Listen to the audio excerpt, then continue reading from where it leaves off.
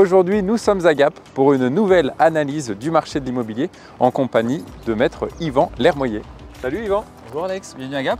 Merci à toi, sous le soleil en plus. Je suis toujours bien reçu à Gap. Tu vois, je suis content. C'est dans notre culture. Bon, ça m'étonne pas.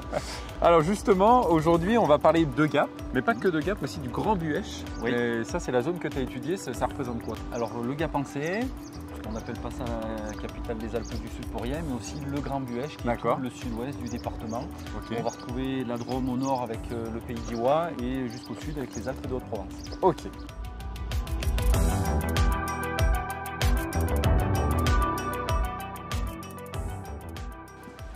Alors Yvan, justement, sur ce Grand Buëch et Gap, est-ce que tu aurais une tendance générale à nous donner sur les appartements anciens? Alors déjà, il faut dissocier les deux secteurs. Sur le Gapençais, on a eu une augmentation de 20% sur les 5 dernières années. Et là, en 2023, on a eu un gros coup de frein, puisqu'il y a eu une augmentation que d'1%. D'accord. Par contre, le Grand Buëch, lui, le prix a sacrément augmenté. Sur les 5 dernières années, on parle de plus de 70%. D'accord. Et cette année 2023 a quand même eu une hausse de 7%. Ok, donc en gros, il y a une grosse baisse des volumes et en même temps une grosse augmentation du prix, c'est ça? Oui.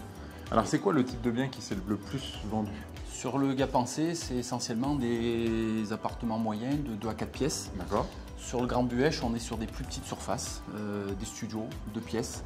Ouais, il y a un vrai retour des petites surfaces, j'ai l'impression quand même. Hein. Oui. Qu'est-ce qui explique, du coup, selon toi, qu'il y ait à la fois un volume de vente qui ralentit et puis un prix qui augmente?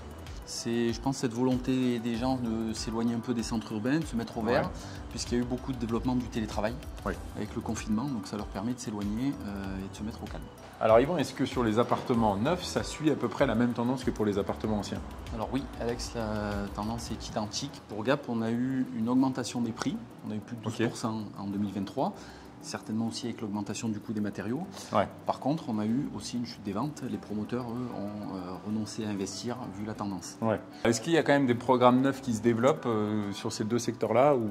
Alors sur Gap, beaucoup moins. Sur le Buëch, pas du tout. D'accord.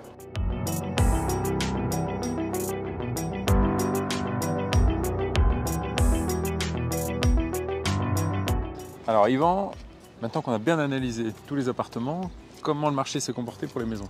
Alors Alex, sur les maisons anciennes, on est sur le même schéma. D'accord. Il y a eu une augmentation des prix, en tout cas pour Gap, au cours des 5 dernières années, qui s'est quasiment arrêtée en 2023. On parle de 16% sur 5 ans. En 2023, on est à moins de 1%. Par contre, le Buëch, lui, a explosé. Alors certainement pour le fait qu'il manque des promotions immobilières, comme on en parlait tout à l'heure. Oui, tout à fait. Il y a eu 7% sur 5 ans et 7% rien que sur l'année dernière. Ok.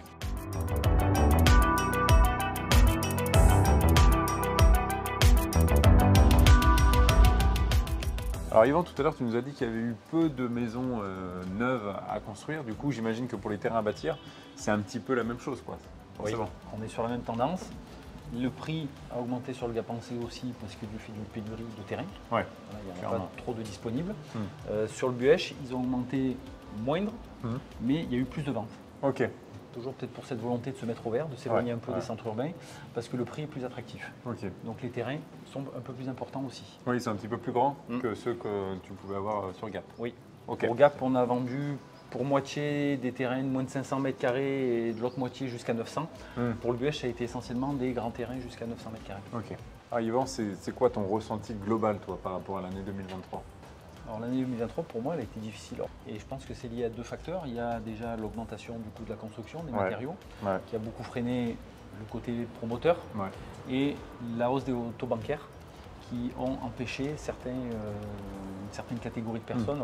C'est surtout les primo-accédants, c'est-à-dire ceux qui ont pu acheter, c'est soit ceux qui avaient les liquidités pour acheter ou un apport suffisant pour avoir un crédit. Donc du coup, ça a fermé la porte à pas mal de monde. Oui, effectivement. Alors Yvan, comment toi tu vois les choses sur 2024 maintenant? Alors c'est un peu tôt pour se prononcer, mais pour l'instant on a quand même constaté une petite reprise. Il y a plus d'avant-contrats qui ont été signés. On espère qu'elle va perdurer puisque les taux bancaires sont déjà en train un peu de baisser. C'est vrai. Et on espère que ça va continuer comme ça pour cette fin d'année. Bon, très bien. En quoi est-ce que c'est important pour toi, du coup, en tant que notaire, de prendre la parole sur ce sujet-là?